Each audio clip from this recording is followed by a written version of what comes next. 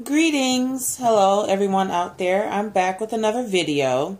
So, in light of the copyright flag I got before, and also to give my poor aching wrists a break, I'll avoid holding my camera in front of the phone. So, I probably won't link it in the description either, but you can just look this up yourself. Why women of color are trying to get out of the United States. Vice video, mini documentary about this group of black women, the retreat. It got quite a little bit of press. I know this is a little bit of an older story, but still wanted to talk about it. Well, maybe from like a week or so ago, but anyway. Ooh, comments are disabled for this video. Okay, so basically the premise is they interview a series of the women who are on this retreat that's advertising itself as a very black woman only, black women centric space for them to come to Costa Rica, enjoy the sights, enjoy the sounds, and all that jazz. And there's some tasty political commentary that I want to and social commentary, I guess, more so that I want to address here. Particularly, I guess the main point that I want to stop and go through is, black women, why are you lying? There's so many things that a lot of them are saying here that let's just move through the video. It's about 8 minutes. We'll go do a little stop, a little start, a little back and forth, me interjecting my, great illustrious opinions throughout. So let's just dig in to the video and we'll take it from there. Have it right now. Alexis Bromley is from Nebraska. She needed a break from white people. In Omaha, it's very segregated. It can be very isolating if you're a person of color. It's hard in Nebraska because it's a red state. And so you just don't know who you interact with on a daily basis, if they believe that you're lesser, if you're inferior, and how that in turn can affect me. Okay, first pause. It's a lot of that same kind of boilerplate that black people, in particular, and various other non-white people, like to say. I don't even think it really has much meaning anymore. I mean, someone making you think or feel that you're inferior. I'm not really going to unpack that one too much because there's a lot more concrete examples, but you're already getting the kind of setup here of what's going to come from the sampling of women they interview here. Just think about that. What did that even really mean? How do you really think or know someone is making you feel inferior? Anyway. She says the current political climate has only made these feelings worse. So she decided to go on a women of color healing retreat in Costa Rica. Okay, pause. I know that's probably just more the editorializing, the narrator's kind of voiceover and just tying it to a specific, this current political climate, aka these are black women from the U.S. and they're going to Costa Rica. This is about 2016, 2017 in the era of the Trump and Fuhrer. So, but interestingly enough, I was just thinking, well, think about how the political climate has probably been rather tense in this country. I mean, you could argue forever. I mean, what political climate isn't tense? But then, the Obama era, the first biracial president, a lot of the things that happened and came up during that presidency, there were probably retreats like this, and women want to stretch out. But it's funny how they tie this specifically to the Trump and Fuhrer Reich versus just the preceding Obama era that happened before this. Anywho, hi, such beautiful smiles. Thank you guys so much for coming. My blackness is bold. My blackness is uninhibited. My blackness is strength. The idea is simple. For 10 days, black women come together to eat vegan food, meditate, do yoga. The breath in is the reminder that we are safe. And to discuss oh, I didn't catch this word. There's this little altar with it looks like the photo definitely of Malcolm X. The one on the right, I'm wondering if that's Marcus Garvey. Could be. I feel like I've only seen a few photos of him just in passing. That could be him, but it could be some other black man. I don't know. But so, yoga, meditation, vegan food, great, cool. I mean, I don't see why, they can't do spaces like this in the States. I mean, but it's Costa Rica. Who doesn't like to go on like a yoga retreat? I've never been on one, but I do practice yoga. I know people like to get to more inviting locales than, upper middle Midwest where I'm at, or just the middle of America, to go do them. So, you know, I think that's really cool. I would like to see, I'm not vegan. I don't have any intention of becoming vegan for any health reasons or lifestyle reasons or anything. But I do find it interesting you're seeing more and more black women in particular embracing or exploring that type of eating, considering a lot of the health issues and some of the other culinary issues that we have in our race and our grouping, particularly. Yoga, highly endorse. Like to see, and I'm seeing more black women participating in, you know, various styles of yoga and doing that. Awesome, thumbs up. So, okay, so far so good. Cool. Costa Rica, yoga, vegan food, meditating. I don't really meditate, but, you know, rock on. Frustrations of being black in America. It's like a mental game all the time, and I'm in these spaces where, you know, constantly getting poked and prodded. Oh, let me touch your hair. Oh, you're really pretty for a black girl. Hold up. Now, that's one of the first ones. Now, look. Now, if you go find the clip, this is right about the 1 minute, 16 second mark. This is a very, very light-skinned, probably some type of racially ambiguous. I mean, you can tell she's solidly black, her phenotype, but very, very light-skinned. Maybe there's some type of, you know, admixture right there within the recent parentage or grandparentage. Now, the first one, I made a note about this. Let me touch your hair. She's wearing like braids. I actually have braids right now that are rather similar. She's got some cool blue colors in there. And so let's start with the hair thing. I'm really, black women, this is the first, why y'all lying? Y'all steady running your mouths about somebody want to touch your hair. I've never had anybody that's not black ever ask that. I don't think I really had anybody ever ask me that to begin with, but it's like this, it's like the black male always says somebody followed him in a store, or someone, you know, clutched their purse. It's like the black woman version of the black male. Some old white lady clutched their purse in the elevator. Someone asked if they touch my hair. Like, it's really eccentric and funky looking. And I mean, I just don't get this hang up. I do. It's probably a whole separate video just on black women and hair alone. But there's so much. Actually, there was a video. Oh, I don't want to go into that tangent. Let's just try to stick right here. I don't think anybody white said that to you. Maybe they did, but then again, so then from there, it's like, it's just hair. I mean, I understand personal touching, personal spaces. It's not like someone walked up and pulled a Trump and tried to ask if they grab you by the pussy. Like, come on. It's the same, it's this trite thing that black women say, and they don't realize it's just basically the black male version of some white lady clutched their purse when I got in an elevator stories. It's like boohoo, kind of like amorphous, like anecdote that they always tell like it's just completely true. And I don't believe it. And B, like, I want you to unpack that. And I can understand you not want somebody in your personal space touching you, but that goes a lot of different directions. And then the second, pretty for a black girl. Now, especially racially in this country, I'd argue that most whites, particularly, like, okay, there's the whole Halle Berry as a black woman, even though she's a white mother, and that kind of collapsing of, like, a lot of biracial and heavily mixed race people who have some type of sub-Saharan black ancestry kind of being collapsed into this one amorphous group. And I do see that with non-black people. But primarily, most whites think of blacks, they don't have all this colorism, you know, paper bag spectrum identification or marking of us. That's such a, I would say it's probably a 95, I'll even be more generous, just for sake of the argument, 90% black American, and it happens across the diaspora, even in the continent of Africa, amongst, you know, sub-Saharan African peoples too. This is predominantly something we do amongst ourselves. So that whole, oh, pretty for a black girl thing, I highly doubt that any white person said that to her. That sounds like something some ashy Negro male said to her, particularly. But, I mean, okay, I'll play devil's. I can see some white guy saying, oh, you know, they're associating most black girls with being dark-skinned, kind of like the type of dark phenotype, whatever, that, you know, people don't find so favorable for a lot of reasons. Some things that we do that we don't make that phenotype as favorable as black women before we get to, like, colorism, misogynoir. So I can see that. But I think that's something that I had another black woman talking about. No white man in Omaha. Well, this is not the same Omaha chick. No one walked up to you white and said that. I'd put $50 on the fact that some black male said that to her.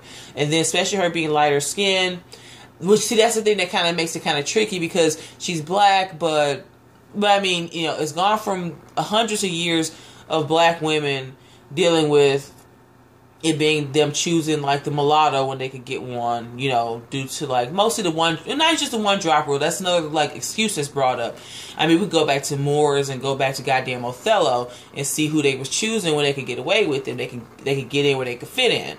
But anyway, I don't think anybody white said either of those statements to her, and I find both of those comments rather suspect. And I wonder, particularly her being such a lighter skinned black woman, is this something that they repeat too, so they can try to feel like us darker, skinned black women, and just regurgitating these same trauma talking points the same way? Again, these are like talking points that are very comparable to the black male. Some white person locked their car door and I walked by, or some white lady grabbed her purse. They're just these fake, not truisms, but they're these fakeisms that we just regurgitate for like small violence, sympathy points. Anyway, let's continue. Black people don't exercise. Black people don't hike. People are automatic. Yeah, and that comes a lot. I mean, it's not even just that we don't do these things. The worst thing of then, those of us who do them, and then people are surprised when we do. Think of like the comic view, the black joking. We like to tell jokes and ingratiate whites and other non-black people. Our stories like, man, I had a whole plate of fried chicken last night, and man, we ain't going no walk. The white folks go walking. One of my early memories of the Boondocks, and it was just a comic strip in the Sunday paper, was there's like this 4-panel like average of story being told. It's Huey and his brother Riley, and they live in Woodcrest, a suburb with their black grandfather, but a predominantly white suburb. And within the first 3 panels, you see this white woman kind of approaching, just jogging in her like pair of Spanx and whatever, and it's like maybe it wasn't like blizzardy snow, but it was like obviously kind of cold. They both were wearing coats, and then by the 4th square they just kind of look at each other, and Huey just says white people. And that's kind of the way we talk about weight and food and lifestyle choices to ourselves and also to other people. We openly would broadcast that those are the things we do, those are things that we shirk, that we associate with acting white. So it's always, I love this perpetual surprisedness that black people like to have when people absorb those stories. Like they absorb our fake like cry, like, oh, well, this is so sad about us, but then we celebrate it and we advertise that we do these things or we don't do these things, and then we're surprised and the world just throws that back at us. But that actually fits into another point of this video that I want to touch on in a little bit. So anywho, gonna have this perception of me before I even open my mouth. So many people's ideologies are being validated that don't see us as human, that don't see us as people. Well, one comment that I can't remember which music video it's from. I don't know if it's not, even though the Jay-Z conversation, they're throwing champagne on the girl in the Big Pimpin' video, but the ones where, they're smacking the black girl's asses, sliding a credit card between her butt cheeks, all kinds of weird dehumanist stuff, dehumanizing things that come from within the black race. Now, they all could be broadly talking about that, because actually that's my big point. A lot of these things they're complaining about in the era of Trump is really just intra-communal black things, misogynoir, colorism that they're experiencing, but the great white, boogeyman, the Trump man, is this proxy for all this hate and self-loathing they feel for other black people, black men and black women included amongst themselves. So I'll just continue on because I'll definitely hit that again in this video. This retreat is one of more than a dozen black-owned travel groups, marketing trips specifically to people who look like Alexis. Let's pause with Alexis, because this is the Nebraska woman. Besides the blue-haired, the blue-braided, light-skinned chick, this Alexis from Omaha, Nebraska. She's very moderately brown skinned, but she has a very loose hair pattern, and something like looking her phenotypically makes you think Black American, maybe some type of West Indies, maybe like some type of Afro Latino, something else going on in there, because her hair is definitely not like my hair. It's not. She does not look like a lot of the other darker skinned black women in this video. So again, I'm just kind of a little suspect with her and the blue braid chick.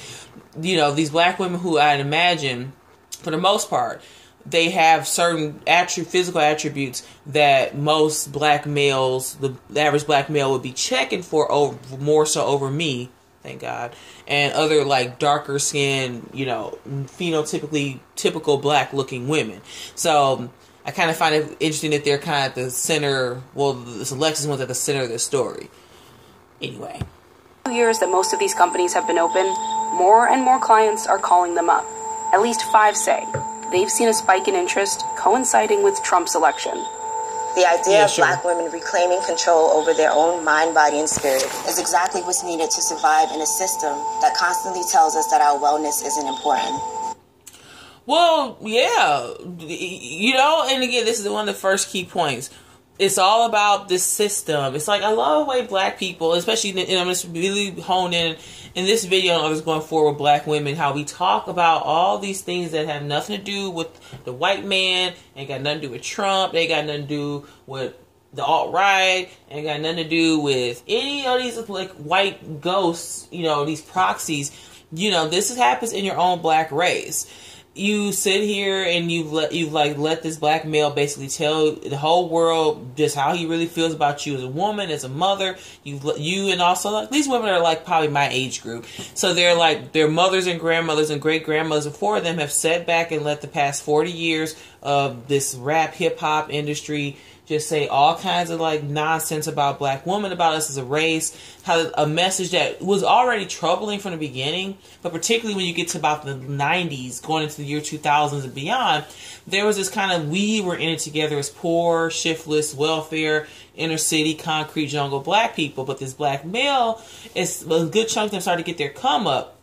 The narrative shifts, and it shifts almost in this decade, like this decade of 2000, 2010, it's almost like this overnight where it was this thing that started with us, then all of a sudden it became about them getting theirs and getting over, and, you know, F you black hoes, you know, we going over the fence, we doing all this, you know, it became like we got left holding the bag for all these communal ills that for a long time, even as as that whole narrative was starting to be created around rap and hip hop and this kind of general black entertainment identity, it was we were in it together. Like, I'm gonna do a video. Maybe I'll do this tonight. Finally, I've been listening to like the old Bone Thugs and Harmony, First of the Month, and even Tupac's 2 songs, Dear Mama and Keep Your Head Up. Those songs are very telling as to what was coming next. But let's continue, because I might have to make this into 2 parts. I really want to dig into this. Let's keep going. I mean, I'll let this video go as long as it takes me to get through this. We're only 2 minutes, and I'm like 8 minutes, and I'm like, it's like 2 minutes in, I'm 17 minutes in. Here I am with my meandering, so perhaps I should just stop. We stopped taking care of ourselves because we were taught you don't matter. The retreat. Okay, and that was one of those tells right there. You are told that in the black community, and I hate using that phrasing, but, you know, whatever. You are kind of told that. You're a dark-skinned, average-looking black girl. You're not a white woman. You're not an Asian or Hispanic woman, or some mixed-race exotical chick.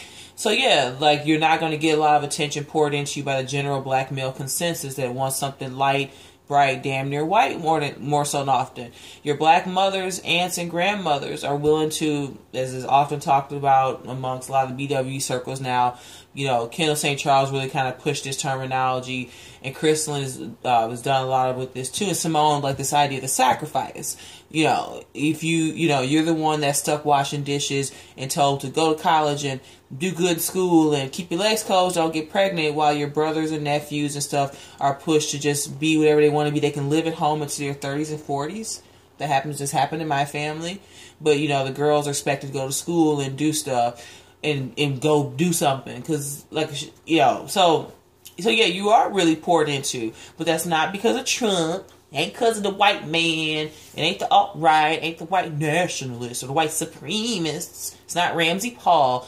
That's coming from the black race, and that's coming from the black community. So you should start owning that now, because I'm really tired of black women and their fucking lies. Because this video, just like, I got so angry. I'm like, how long can black women keep acting like these zombies? They're just mind programmed. And the thing is, the black male got what he wanted out of line. The white man just hate us. He don't want me to date his daughter. He waste this. He won't give me this and that. With the black male, you can say he's a traitor in the collective sense. He won't build, won't produce, won't provide or protect. But he's slick. He got what he wanted out of mainstream, predominantly white America. He's Brad's best buddy pal, sipping beer and eating DiGiorno pizza You know, in commercials with him, he's the cool, sexy guy that gets the white woman and the whole BBC, you know, fantasy story around himself. So he played the fiddle and he got what he wanted out of it. Black women still regurgitating all these, oh, we just like, you know, slaves and we so terrible and it sucks so bad. But they so obstinate and sit in their little like insular circles, not gaining anything from it. If you're going to go make the white man feel bad, you better get something tangible you can goddamn use out of it. Black males have collectively done that with their image and their representation. Black women just sit in their little crybaby circles. Now they run out to Costa Rica to sit around and play like they don't know what's going on.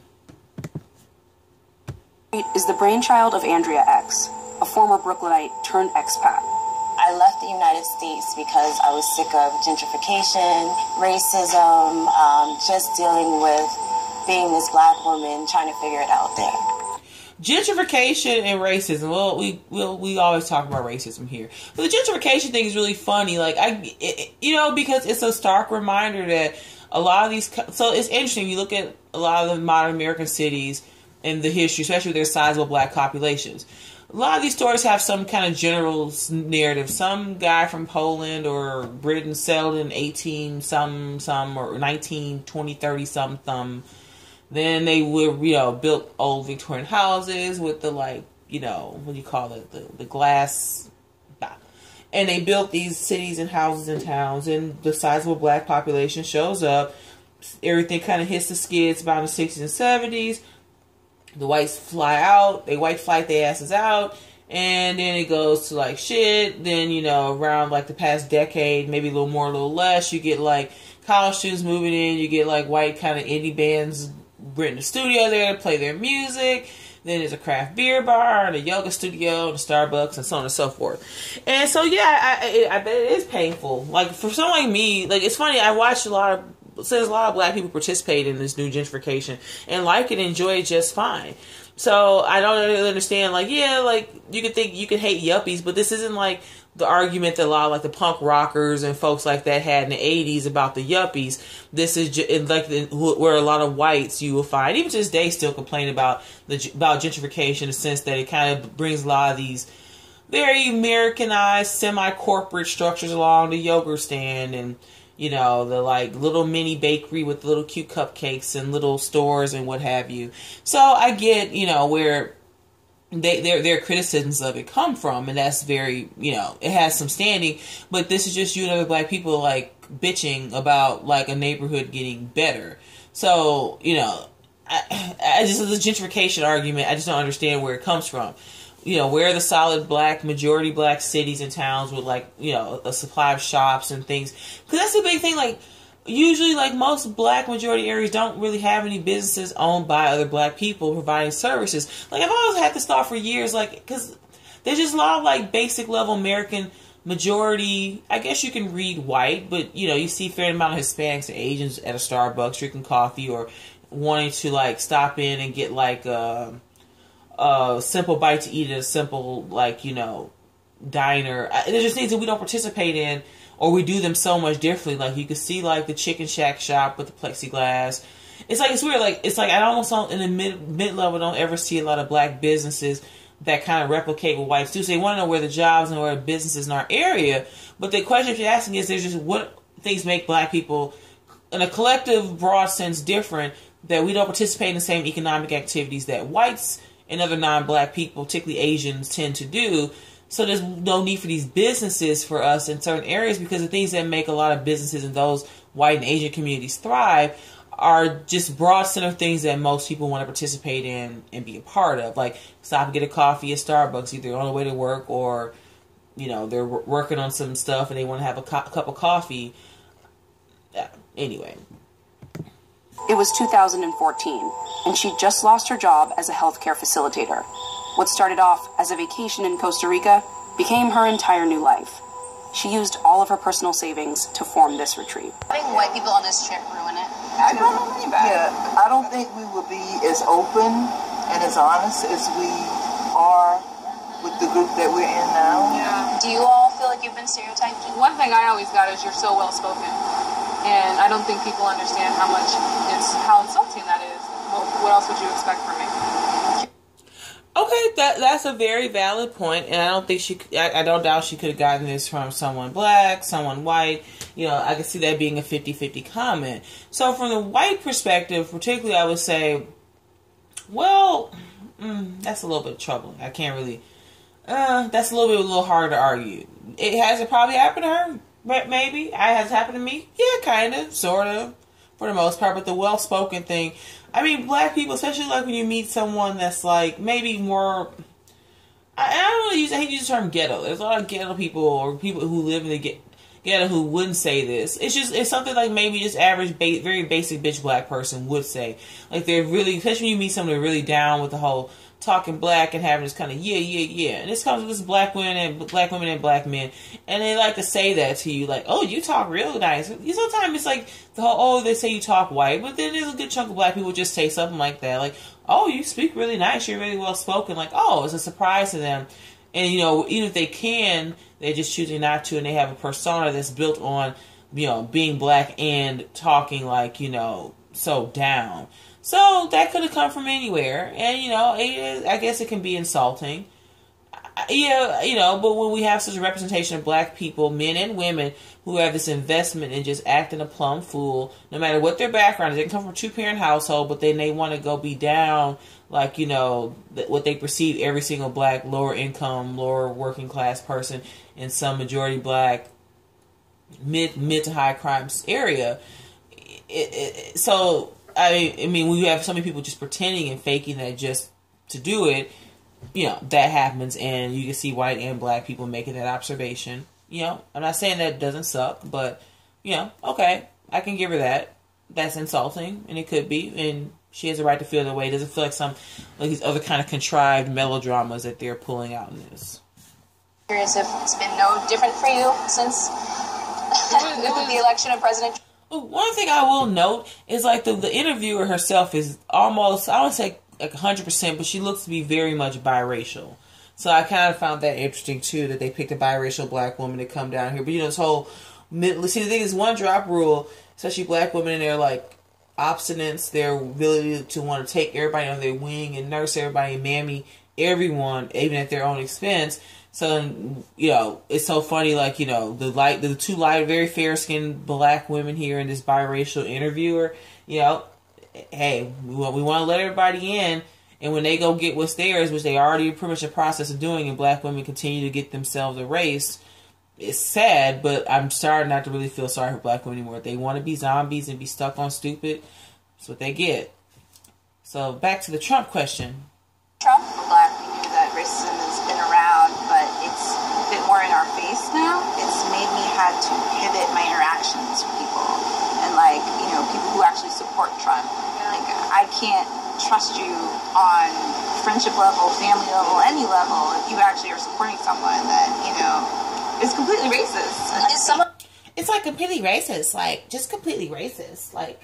No, I look at black women, while y'all lying, and oh, no. You can't trust me, just basically, like, everyone is just imbibed this thing, and it's funny, like, most of the people just kind of moved on, like, you know, he's in office, we don't have to like this, like that, blah, blah, blah, but you see black women just staying stuck to this, he a racist, and blah, blah, blah, blah, blah. You know, it's so funny, like, they would go ride for, like, any black male, you know, to get his ass lit up by the cops, whether it was, particularly if it was wrongfully, they wouldn't care, or rightfully, they wouldn't care. And I just can't trust because of Trump. Like, well, he's just such a racist. Like, define it. And why? Like, I'm done. You know, it's one thing to have to ask the average white liberal to explain it, and they can't, God bless them, explain it either. But they have other things going on societally that they're part of, and things that to protect themselves and take care of themselves. The black woman, as we often talk in these circles, has no first line of goddamn defense. No, you could. So let's say you believe Trump was really like, you know, Santa Claus / Hitler reincarnated as some like proxy ghost. You can believe that as laughable as it is, but just keep your mouth shut about it. But we want to be the face out here saying he a racist, we can't stand him, he this, he that. Everyone else that keeps running their mouths on all these other demographic groups, they have some place to lay their head at night. Black women don't have that. So, I don't know, that just kind of annoyed me. I just can't trust you. That typical, you know, black women regurgitating the same talking points, blah, blah, blah, blah. That anxiety, what you feel you need to heal from here? We're looking for ways to coping mechanisms, you know, and ways to take care of ourselves, because we're not on the agenda. Yeah, I read a note about that one. Yes. So, all no, yes, you are not on the agenda, black women. You ain't on no agenda. It ain't because of Trump. That's because y'all don't care